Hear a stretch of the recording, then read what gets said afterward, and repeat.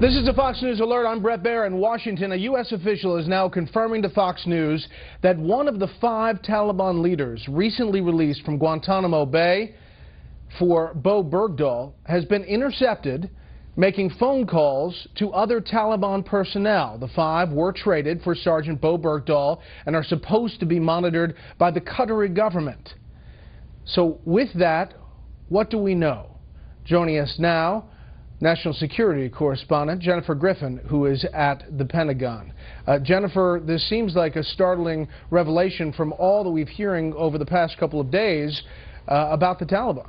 Well, it's interesting, Brett. The Pentagon is downplaying this story officially, but a senior U.S. official tells Fox tonight that the U.S. has intercepted telephone calls placed by one of the so-called Taliban 5. They didn't say which one.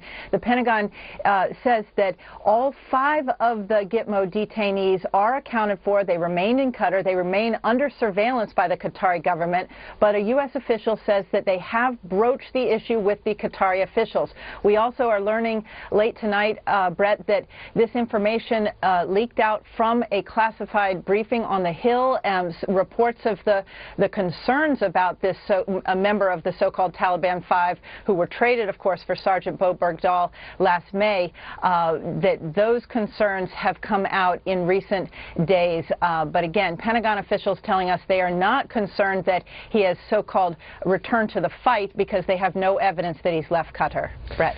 Yeah, but there are a lot of questions about how much Qatar is monitoring these guys and how this whole trade actually worked. And this comes, obviously, in an environment in which Jordan is considering trading somebody they have in custody for a hostage that ISIS has. And it comes a day after the White House said that the Taliban is really an armed insurgency and not a terrorist group. I mean, it's been quite something to watch these 2 days unfold. Well, even watching the Pentagon officially try to split hairs between the Afghan Taliban and the Pakistan Taliban, and which ones are technically an armed insurgency, which ones are technically terrorists. It's been a tap dance that we've been watching. Right now, I understand we have a package. Our package is ready. Fire! 13 years of war and billions of taxpayer dollars spent training the Afghan army and police. Now, for the first time since the war began, the Inspector General for Afghan Reconstruction is accusing the U.S. military of hiding information by classifying details about the size and strength and desertion rates of the Afghan military, whose training is the cornerstone of the Obama administration's strategy to end the war and leave Afghanistan. Inspector General John Sopko, whose audit team delivered its quarterly report to Congress today, issued the following statement, quote, "For the first time ever, we were unable to publicly report to the American taxpayer on the status of a large portion of their over $60 billion investment. I am deeply concerned with the implications of this sudden classification decision and have raised it with the appropriate officials." A spokesman for General John Campbell, the top U.S. commander in Afghanistan, says the Afghans requested last August that the information be classified to avoid helping the Taliban. Quote, "We have a responsibility to protect data that could jeopardize the operational security of our Afghan partners, to include unnecessarily highlighting possible vulnerabilities and capability gaps. Information that could put lives at risk," according to Lieutenant Colonel Pat Sieber. The U.S. military classifies this kind of information about its own forces for the same reason. The information about the Afghan forces will be available to members of Congress. There's some information that needs to remain classified, particularly where it has to do with the strength of the Afghan military and areas of vulnerability. But overall, we should know where the taxpayers' dollars have gone. So we'll be demanding that much of this information be made public.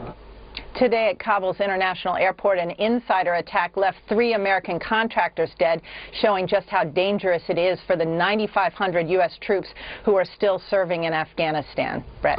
Jennifer Griffin live at the Pentagon with the breaking news. We'll follow up later on the show. Jennifer, as always, thank you.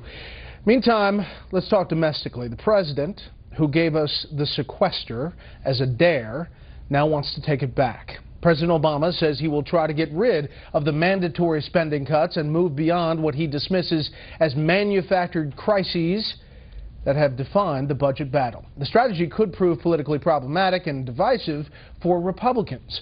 Correspondent Kevin Cork tells us why tonight from the White House. As the president prepares to send Congress his 2016 budget, one that includes a plan to catapult military spending well past sequestration levels, it's budget-conscious Republicans that could face a rough ride ahead. We can't get rid of this sequester unless we find other ways to cut. And so we can't have net new increases in spending. The debate forcing the GOP to choose between two top priorities: curbing government spending and keeping the military properly funded. It's a meat axe, and we're going to have to repeal it. Yesterday, one of our heads of our military said that if we don't repeal sequestration, it will put American lives in danger. That should be a lesson to all of my colleagues. Lawmakers argue sequestration's automatic spending cuts will mean sharp reductions for the Pentagon in manpower, training, delays, even cancellations of some deployments. A threat to national security, says Senator Lindsey Graham. We can't do this by ourselves. We're going to need the Commander-in-Chief to weigh in and inform the American people that the sequestration cuts are unacceptable. In his plan to end sequestration, President Obama is asking for $38 billion in new spending for the Pentagon, plus an additional $50 billion in war funding. Emboldened, say backers, by strong economic news on the home front, with gas prices, unemployment, even the federal deficit all down. To pay for it, more taxes on wealthy Americans. The president believes that if in making the investments that are necessary to protect the national security of the United States means that some of our financial firms on Wall Street have to pay just a little bit more, the president believes that's a good policy choice. Many Republicans reject that path. Some saying at all costs we ought to raise defense spending because it hits pretty hard, and it does. But we have a massive debt out there and a big deficit that is going to grow in the years to come. While the White House won't unveil the budget officially until Monday, the president tonight will go over some of the finer points with Democrats in Philadelphia. A little sparring ahead of what promises to be a bruising fight on Capitol Hill this year. Brett? Kevin Cork live on the North Lawn. Kevin, thank you. Mitt Romney is the clubhouse leader in the Republican presidential race. Yes, it's early, but it is the conclusion of the latest Fox News poll just out. Romney far outpaces a large group headed by Mike Huckabee, Rand Paul, and Jeb Bush, as you see here. For the Democrats, it's Hillary Clinton all the way. She is miles ahead of Vice President Biden and Senator Elizabeth Warren. We have pieces on both front runners tonight. First, Clinton may wait a while before confirming that she is running for president. Chief political correspondent Carl Cameron tells us the rationale behind the delay. Hillary Clinton's originally planned April target date to launch a second run for president could be extended 3 months. Aides say she feels no time pressure. Polls make it abundantly clear she has no serious opposition for the Democratic presidential nomination. She frankly does not need to put herself out there on the campaign trail every day, day in and day out, subjecting herself to sort of typical ad hominem attacks. So I think it actually makes sense. Slow the pace down, wait till people are paying attention, and then get out there with a major announcement. Clinton aides got political tongues wagging with the opposite trial balloon last year, suggesting she might accelerate her timetable to jump in as soon as this or next month. For months, a close network of independent groups have been conducting rapid response to criticism of Clinton, doing opposition research on Republicans who attack her, and raising and spending millions organizing her supporters. Clinton's latest timetable tease features the option of filing with the Federal Election Commission to begin her own fundraising in April, but doing little else publicly until July. Her new thinking emerged the day after learning she will not be able to get her testimony to the Select Committee investigating Benghazi out of the way anytime soon. Lawmakers say they need more documents from the State Department and 30 days to review them, and that state has been stonewalling them. In 2011, Pentagon officials and congressional Democrats worried Clinton was too eager for war with Libya and took it upon themselves to secretly reach out to the son of then-President Muammar Gaddafi. They recorded his conversations, and he said he wanted help to avert further hostilities. The story was first reported by the Washington Times. We need support the Libyan people, not support the government or my father, but to support the Libyan people. The newspaper says calls for a fact-finding mission to find a diplomatic solution were quashed by Clinton's State Department. And Clinton knows that as soon as she gets in the race, she goes from being the former Secretary of State to a politician making a second run at the White House. While she may try to lay low, Benghazi and a whole bunch of other controversies are likely to keep her under a real microscope, whether she is campaigning or not. So some of her insiders say it's just as likely that she'll go ahead with her original time frame and announce in April. Brett. Okay, Carl, thank you. Thank you. Mitt Romney's flirtation with a possible third run at the top job is producing some sharp criticism of Mrs. Clinton.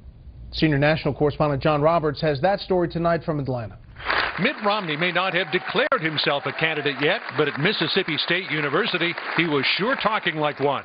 The president's dismissal of real global threats in a State of the Union address was naive at best and deceptive at worst. In a speech to students, Romney took aim at his 2012 opponent, criticizing President Obama's refusal to label recent attacks in Canada and France as Islamic terrorism. I don't know how the president expects to defeat the jihadists if he won't even call them by the name that they are. Romney also took aim at his potential opponent should he make a third attempt at the White House, portraying Hillary Clinton as naive on foreign policy and domestic issues. Secretary of State Hillary Clinton cluelessly pressed a reset button for Russia. How can Secretary Clinton provide opportunity for all if she doesn't know where the jobs come from in the first place? The speech was barely over before Democrats previewed another Romney run. We don't really need to hear a lecture on where jobs come from a guy who's best known for bankrupting companies and profiting off of outsourcing, said the Democratic National Committee, a throwback to the same attacks Democrats launched 3 years ago. When asked in a question and answer session after the speech what he would do differently a third time out, Romney told the audience he'd work to establish better communication with minority voters and immigrants. I'm going to eat. And over barbecue with Bulldogs coach Dan Mullen, Romney lamented that he wished, like a football coach, he'd been judged on his record back in 2012. It'd be nice if people who run for office, that their leadership experience and what they've accomplished in life would be a bigger part of what's people focused on, what they focus on. But it's not. Mostly it's what you say, and what you do is probably a lot more important than just what you say. Romney also cautioned Republicans not to ignore minority voters and immigrants during the primaries, then expect them to be there for the general election. An indication that if he does choose to run for a third time, he would certainly run as a conservative, though likely not as far to the right as he shifted back in 2012. Brett? John, thank you. South Carolina Senator Lindsey Graham says he has set up an exploratory committee for a possible run at the Republican presidential nomination. Graham says the move will enable him to raise money. He says he'll visit New Hampshire and Iowa to see if his message resonates. Up next, the latest on the hostage drama involving ISIS terrorists and 2 innocent victims. First, here's what some of our Fox affiliates around the country are covering tonight. Fox 11 in Los Angeles, as a passenger flight from LAX to Washington was forced to make an emergency landing at Ontario Airport, east of the city. Passengers reportedly said there was smoke in the plane's cabin. Fox 25 in Boston with the start of the murder trial for former Patriots player Aaron Hernandez. He's charged with killing a former semi-pro player dating the sister of Hernandez's fiancée. Defense attorneys say prosecutors are ignoring evidence that Hernandez is innocent. And this is a live look at Portland, Oregon from our affiliate out there, Fox 12. The big story there tonight. A former Oregon State University student under investigation for allegedly filming an adult video inside the campus library. A school spokesman says the 19-year-old female has been charged with misdemeanor public indecency. The 20-minute video has been seen by thousands online. That's tonight's live look outside the Beltway from Special Report. We'll be right back.